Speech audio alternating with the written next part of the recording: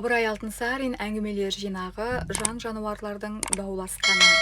Жылқы, түйе, сиыр, қой, тауық, тышқан және де бөтен жан-жануарлардың бәрі де адамның жылына ағалыққа таласыпты дейді. Жылқы айтыпты: мен адам үстіме мінсе, алысын жақын етемін. Күшімді болса көреді, сүтімді болса ішеді, қылыма дейін арқан істейді. Адамға менен пайдалы мал жоқ, жылағасы мен боламын депті.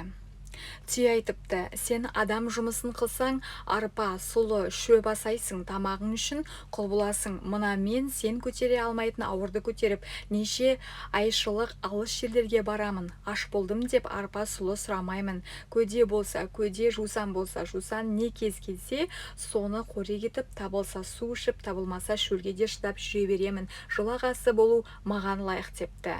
Сиыр айтыпты: адам егін ексе менімен егеді, сүтімді ішеді, құрт май істейді. Қой айтыпты: мен болмасам қазақ үйін немен жабар еді, жүнімді алып киіз істейді, жабағымнан күпі тігеді, арқан жібеседі, сүтімнен құрт май алады депті.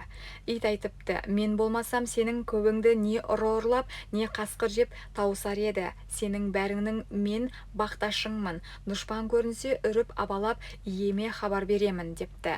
Тауық айтыпты: мен болмасам кісі ерте тұрып жұмысына бармай ұйықтап қалар еді, мен таңертең тұрып шақырып хабар айтамын, таң атты деп, көп отырса жұмысыңнан қаларсың, жатар уақыт болды деп, түн ортасында да шақырамын, кеш болса тағы шақырамын, демалар мезгіл болды депті.